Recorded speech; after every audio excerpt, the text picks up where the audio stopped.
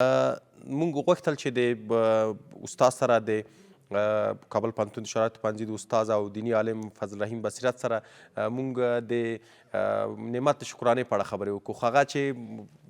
روژه ده، نن د روژې لومړۍ ورځ ده، ښه موده وبلله چې د روژې مبارکې فضایلو خبرې وکړو او د روژې مبارک اړوند کوم موضوعات چې دي په دې ورسره خبرې وکړو. استاد ښه راغلاست وایو او ډېره مننه چې زموږ منلې. ستړی مه شئ استاد. مهرباني صاحب، تشکر تاسو نه دوستانو نه چې فرصت هم راکړ. ډېره مننه کوم. استاد محترم، د روژې لومړۍ لسیزه چې ده، په دې اړه که لږ معلومات راته راکړئ او دغه روژه تاسو څنګه ارزوئ چې سږ به انشاءالله په دغه روژه کې موږ او تاسو مسلمان کوم کارونه ترسره کړو چې تر څو مو هم دنیوي او هم اخروي ثوابونه او اجرونه ترلاسه کړي وي.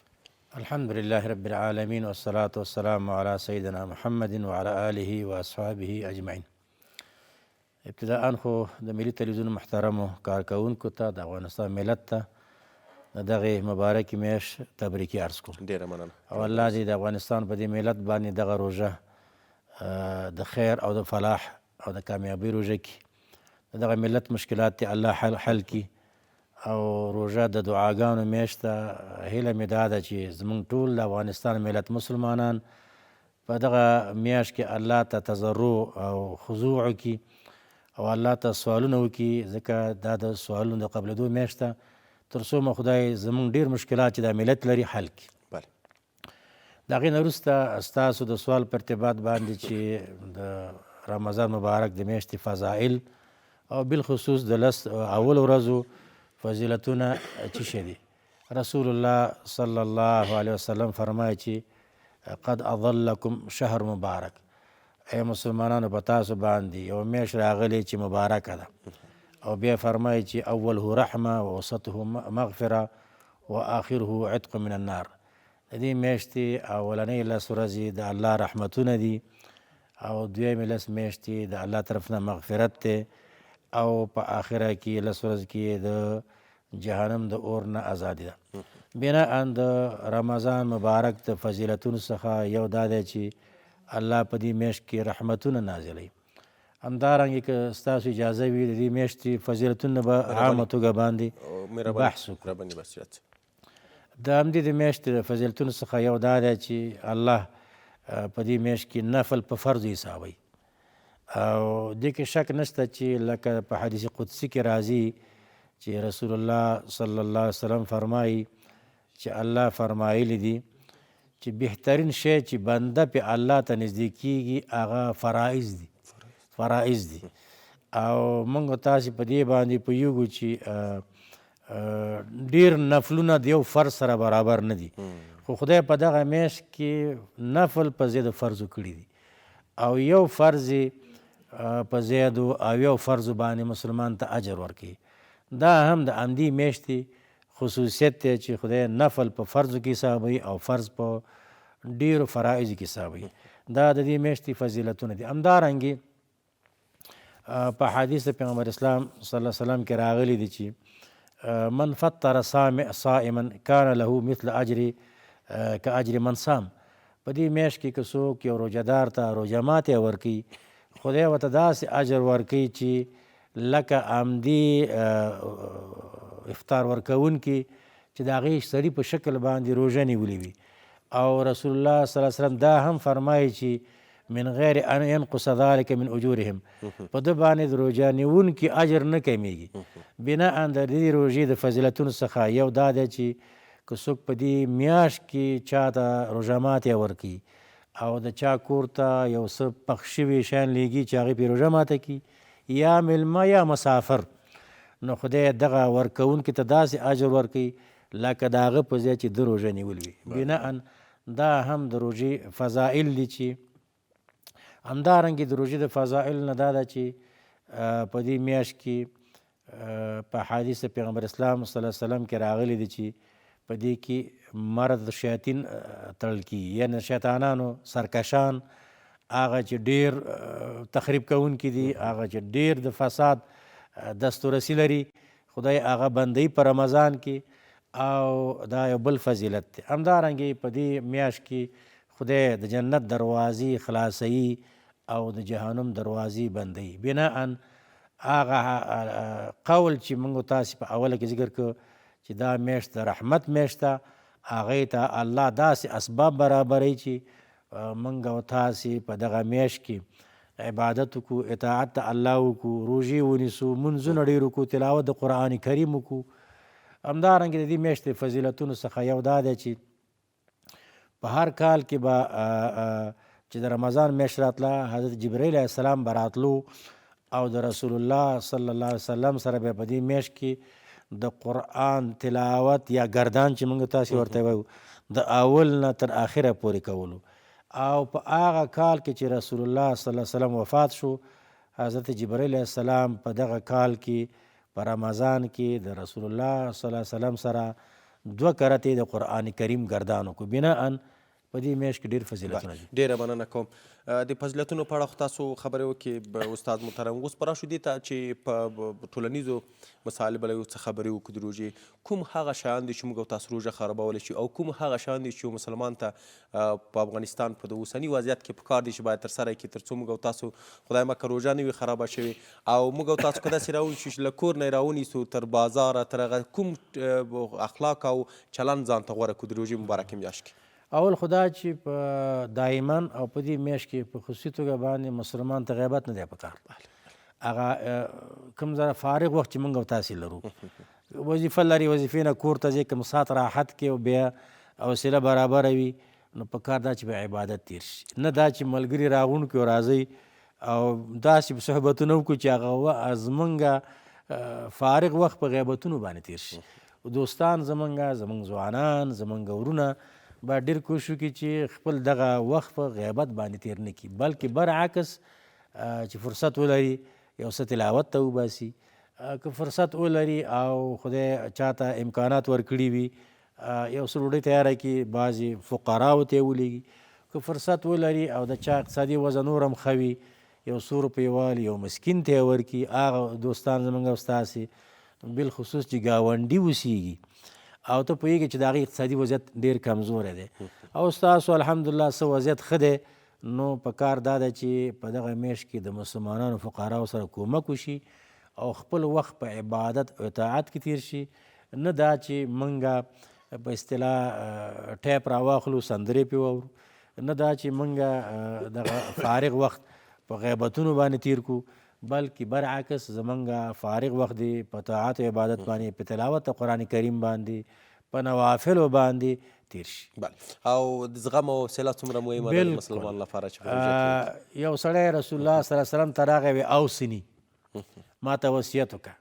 رسول الله صلی الله علیه وسلم ورته وفرمایل چې لا تغضب، پام کوه چې په غضب نشي. بیا دې سړي ویل چې ما ته وصیت وکړه، ویلې غضب مه کوه. په دریم کرت یې ورته ویل. بناءً موږ ته دایما پکار دي چې حوصله مندي، تحمل، صبر دا ولرو. خاص کر د رمضان د میاشتې معنا همدغه صبر دی، ځکه موږ او تاسې 14 ساعته روژه نیسو، په 15 نیم ساعته، دا ډېر طولاني وخت دی. دا چې موږ تحمل، صبر، حوصله مندي ونه لرو، دا روژه موږ نشو نیولی. فلذا دا په خپله د تعلیم د صبر دی. بناءً مسلمانانو ته پکار دی چې په دې میاشت کې یو بل ته پکار نشي، یو بل ته که چېرته بل څوک تا ته پکارېږي او څوک ستا په مقابل کې تیزې خبرې کوي، ته تحمل وکړه، ته صبر وکړه. داسې نه چې هغه خدای نخواسته یوه کلمه بده استعمال کړي او ستا حوصله دومره خرابه ده چې هغې ته د 15 ورته استعمال کړي. نه، بلکې مسلمان ته پکار دی چې د غضب نه ځان وساتي، حوصله مندي، صبر، تحمل، څومره چې امکان ولري. د روژې معنا همدغه ده لکه چې باید موږ یې وکړو. زه راځم دې ته چې موږ او تاسو ګورو په ډېری کورنیو کې ځینې کورنۍ مشران چې دي سپین ږیري ځوانان، خصوصا د کورنۍ مشران چې دي، دوی په روژه کې په خپلو اصطلاح د کوره په میرمنو یا په ماشومانو باندې ډېر په اصطلاح داسې یو چلن ورسره کوي چې هغه چلن په بوزه کې نه کېدله، په روژه کې د ځان ته غوره کړی وي، یعنې حوصله مندۍ څخه کار نه اخلي. یوه مسله دا ده. دویمه مسله دا ده، ځینې وخت ما ډېر یو څو تمثیلي پارچې هم په دې تړاو په انټرنیټ کې لیدلي دي، ډېرې جالبې او ډېرې ښکلې وې. روژه ماته راخیستل کېږي ماشومان هم دې ته خوشحالېږي که نه ماشوم هم دې ته خوشحالېږي چې په دسترخوان کښېني په روژه مات کې در سره مثال ډوډۍ وخوري یا پشلمي ته چې جګېږي هم دوی جګېږي خو سودا یې دی اول زه خپله چې کله کوچنی وم ډېر مې سودا وه زه پشلمي ته جګ شم او ډوډۍ وخورم خو ځینې کورنۍ ماشومانو ته اجازه نه ورکوي هغې ته په غضب وایي چې تاسو لرې کښېنئ موږ ډوډۍ وخورو یا د کورنۍ میندې ورته وایي چې تاسو لرې د مشرانو نه کښېنئ چې دوی ډوډۍ وخوري به یې تاسو ته درکړو دغو ټولو مسایلو کې تاسو څه نظر لرئ والا دوه نقطې دې درکړې دواړه ډېرې مهمې دي او جالبې دي یو دا چې مازدیګر کې حوصله ضعیفه وي ماښام کې نو د کور سپینګیري په ښځو پکارېږي حالان کې برعکس پکار دی محترم سپینګیري محترم مشره دې زنانو په اشپزخانه کې د غرمې نه مازدیګر پر وخت تېر کړی او اشپزخانه ګرمه ده نو که ستا حوصله خرابه ده د کور د زنانو حوصله تا نه ډېره ضعیفه ده ځکه هغه ګرم اور ته ولاړ دی او پخلی کړی دی بناءً زمونږ سپینګیري یا زمونږ د کور بعض ځوانان چې انانیت لري او چې زه په اصطلاح نارینه یم دغه کار ښه کار نه دی بلکې د خویندو سره باید ډېر تحمل وشي ځکه دغه ستا په مخ کې چې اوس دا کوم طعام پروت دی او 115 قسمه تیار شوي دي دا دوی سبی چې کله د خوب نه پاڅېدلي دي په همدغه باندې مصروف وو او بدون شک اشپزخانه کې اور بلیږي نو ستا نه د هغې تنده زیاته ده بناءً نارینه باید دا تحمل صبر ولري که په پوخ شوي روژه ماتې کې کم شی ستا طبیعت ته برابر نه وي کم داسې وي چې تیز دی یا یې مالګه کمه ده روژه کې خو موږ تاسې مالګه هم نشو کتلی بناءً دا چغې باید ونه شي ځکه دغه حوصله چې ستا خرابه ده ستا نه د هغې زیاته خرابه ده بناءً تحمل به وشي دویمه نقطه چې تاسو یاده کړه څه شی وه د ماشومانو مسله وه رسول الله صلی الله علیه وسلم ام سلمه په نکاح کړه او د ام سلمه رضی الله عنها زوی عمر نومیږي هغه هم صغیرو او لوري زینب نومېده هغه هم صغیره وه او دا د رسول الله صلی الله علیه وسلم سره په کاسه کې کېناستل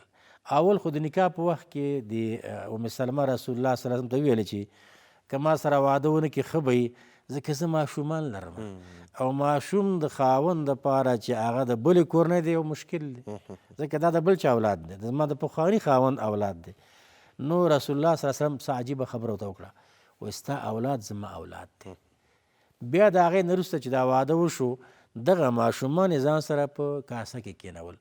وکانت یده تطیشو او دغه ماشوم د دې ام سلمه پخواني خاوند ماشوم په کاسه کې لاس داسې خوځېدو غیر منظم خوځېدو ته پوهېږي چې ماشوم په دې آداب نه پوهېږي چې د کوم ځای نه خوراک وکړي په کار خو دا ده چې آداب خو دا ده چې هر انسان چې بل چا سره شریک کینی د خپل مخې نه خوراک وکړي خو هغه ماشوم دې مرحله کې نه پوهېدو یا چا ورته اوسه پورې دا خبره ښودلې نه وه نو د هغې لاس په کاسه کې مختلف ځای خوځېدو نو رسول الله صلی الله علیه وسلم ورته ویل چې ای بچیه اول بسم الله ویوه او دوهم دا چې د همغه ځینه خوراک کوه کوم چې ستا په مخه کې ډوډۍ ده او دریم ټکی د دې حدیث نه دا معلومیږي چې رسول الله صلی الله علیه وسلم ماشومان د ځان سره کېنول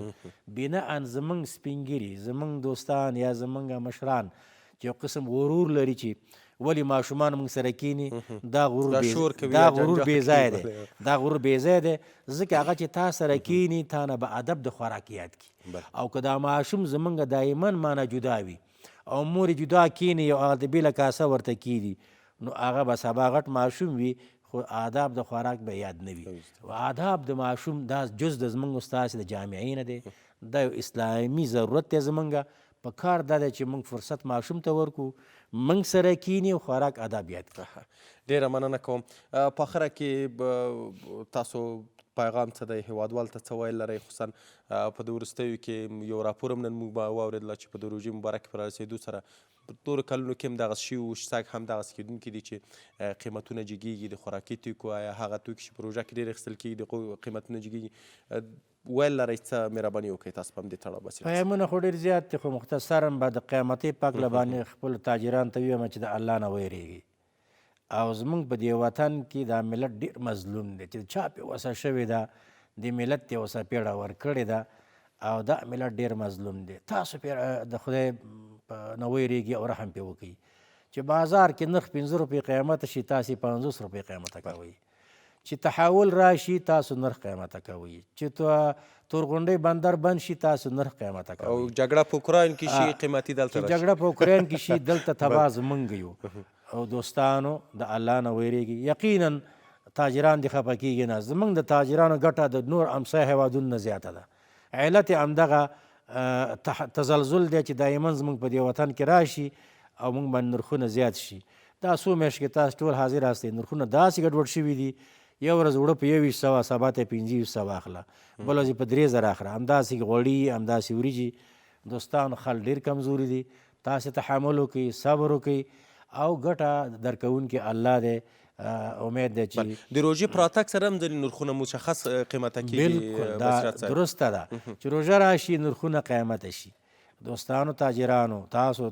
کمیټې لرئ، تاسو اتحادیې لرئ،